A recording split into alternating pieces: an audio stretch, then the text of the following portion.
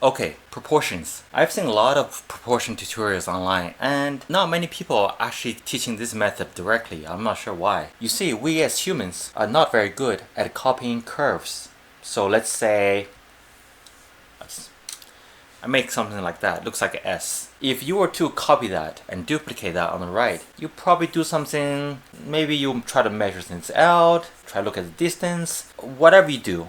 And then you might do something like, this is actually quite off. The right side is actually quite off from the left side. Even though you might look in most places, it looks okay, but it's going to be really off if I put this on top of the other. See how off it is? So we're terrible at curves. And in case you're wondering, we like to also exaggerate. That's the same principle that I talked about in tone values. Any difference, any contrast between one value and another, we tend to exaggerate when we put them down. Vast majority of people tend to make curves, the curvature, more curvier than what it actually is. But you know what we're really good at, just intuitively without even learning anything? We're very good at copying lines. So this is the line, and we're very good at drawing another line and kind of eyeball it and feel whether it is parallel to that line. So something like this. If I drew the line in this way, you can obviously tell that that's not parallel to the other line. Or if I do it this way, the difference is not huge, but you can tell that there's a problem. So you do it to the point where you can barely tell, and that's good enough. Okay, copying a line over such that it is parallel to what you observe. This is the only skill you need to make your proportions accurate. What? Only skill? Yup. Let me demonstrate now. I'm gonna put a few dots on the left side, and these dots are the very important dots that I picked. It's completely up to me to draw this picture very accurately. I really want to know where that point is. I would like to know where this point is. Probably this point, and then definitely this point. I want to know where that point is, and should make sure the middle is kind of correct. I want to know where that point is. So that's 1, 2, 3, 4, 5, 6. 6 dots. If I can duplicate those 6 dots exactly or very close to it, I will be able to draw this S curve much more accurately, right? But how? Remember I said the only skill you need is to be able to duplicate a line. That's it. So we're going to start with, at any point, generally, you will know where you want the first point to be. So let's start with 3. And how you determine where 2 point is? Well, all you have to do is just draw a straight line that connects 3 to 2. And on here, right now, I'm not worried about anything. I just want to duplicate this line, and I want to make sure those two lines, this line is parallel. Remember, we're very good at copying parallel lines. If it looks really, really off, if you did something like this, or something like that, clearly it's going to look wrong. Okay, so we draw a line here. That's great. We know that 2 is on this line somewhere, but we don't know where. It might be here, it might be here, it might be here. We don't know which one. And you can't go by distance either, because you can actually make a picture larger than what it's supposed to be, what you observe, or smaller than what you observe. This is actually more powerful than the traditional methods in art school where you measure with a pencil or something like that. Because now you can draw something regardless of its size. Everything is going to be proportionally correct. But for the purpose of this demonstration, however, I will try to make the shape very much similar to the left one. Okay, so we know the 2 dots has to be on this line somewhere. And this second dot determines how large your drawing is. And since I want to make them similar in the overall shape, I'm going to make sure they're similar in distance. That's all. Just follow this step by step. It's going to make sense. And for some of you, it's already making sense. And now we can go for any dot that's close to it. 1 or 4. Let's pick any one. Let's pick 1. Okay, now we're going to try to find out where the point 1 is. We're going to now draw a line between 2 and 1. So we're just going to focus on the line from 2 to 1. We're just going to copy that line over. And you can double check by looking at the angle. Does the angle look similar? It looks like the angle is slightly larger than 90 degrees, right? So, and if you look at this one, it's slightly larger than 90 degrees, and this one is slightly larger than 90 degrees. So, looks good. And we keep going, because we don't know where number 1 is on this thing. But guess what? We can now draw a line from 3 to 1. And now we're going to copy this line over. So now we're just going to make sure from 3 to 1, we're just going to copy this darker blue line over. And where those two lines cross, 2 to 1 and 3 to 1, that's the point 1. This is called triangulation. And the other way you can check at this point whether you are doing things correctly is you can compare this angle with this angle.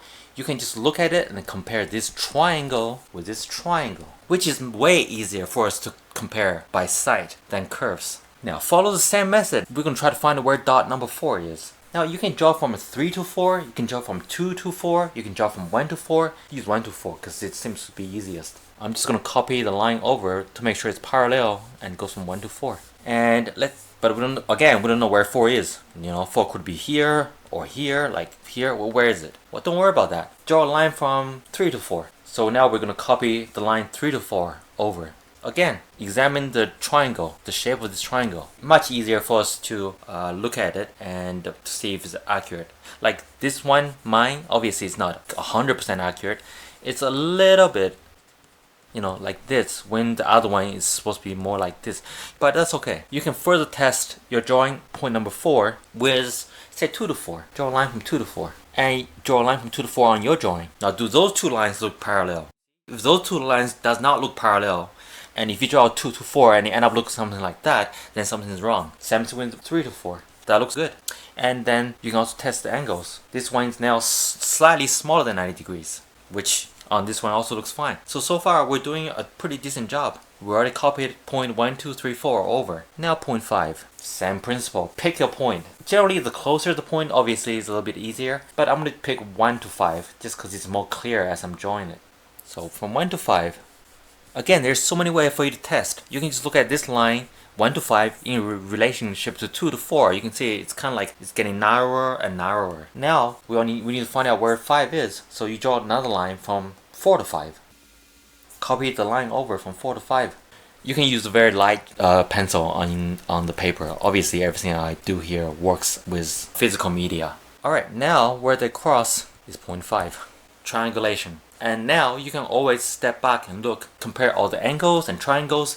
Just intuitively, you can just compare them, which is much easier to compare shapes and lines and angles than curves. Because if you see, say, this triangle here, 1, 4, 5. If you see that's what it looks like, this is what it looks like on the reference, right? Something like that.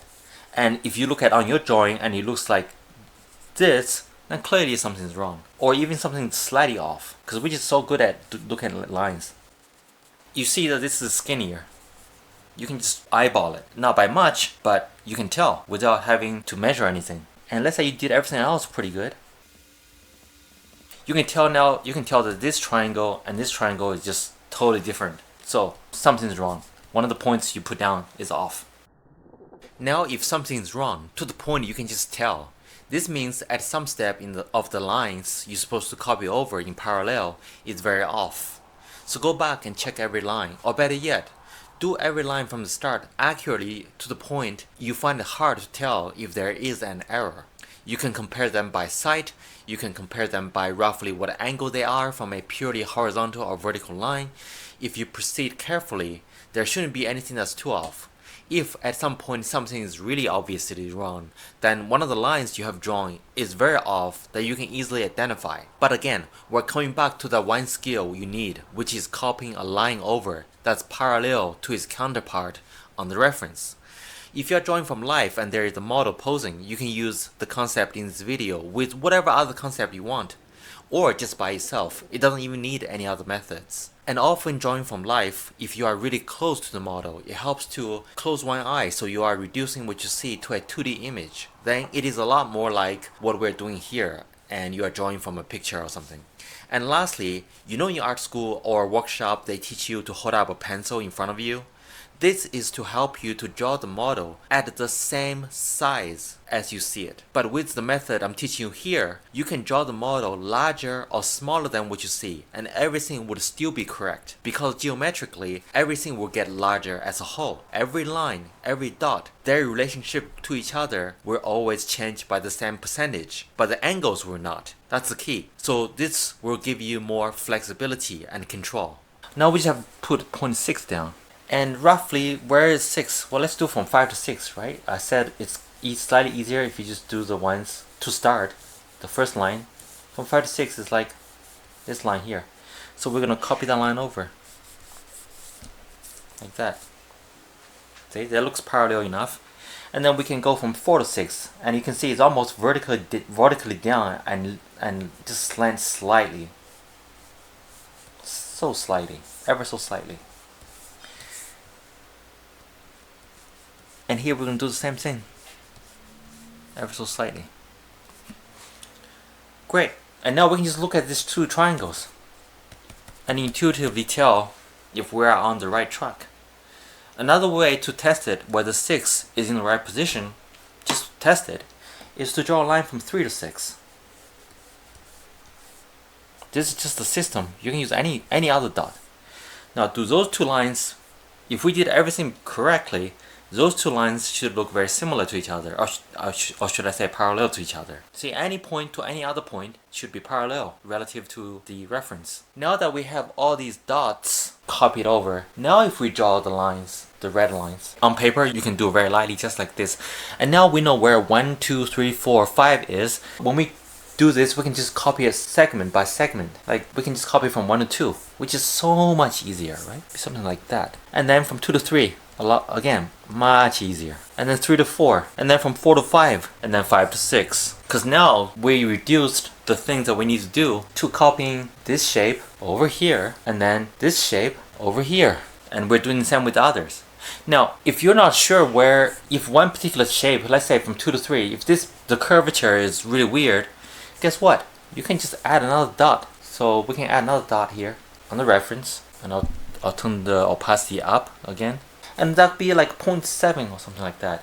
And then you can draw a line from 2 to 7. Make sure they're parallel to each other. And then from 3 to 7. So dot is here. That's 0.7. Now that will help you even further to draw that particular curve. You can put a lot more dots down, but it's also going to be a pain in the ass to put too many dots down. So put down them at the critical points, depending on what you are drawing. And now I'm going to use red, so you can just compare the red line to red lines.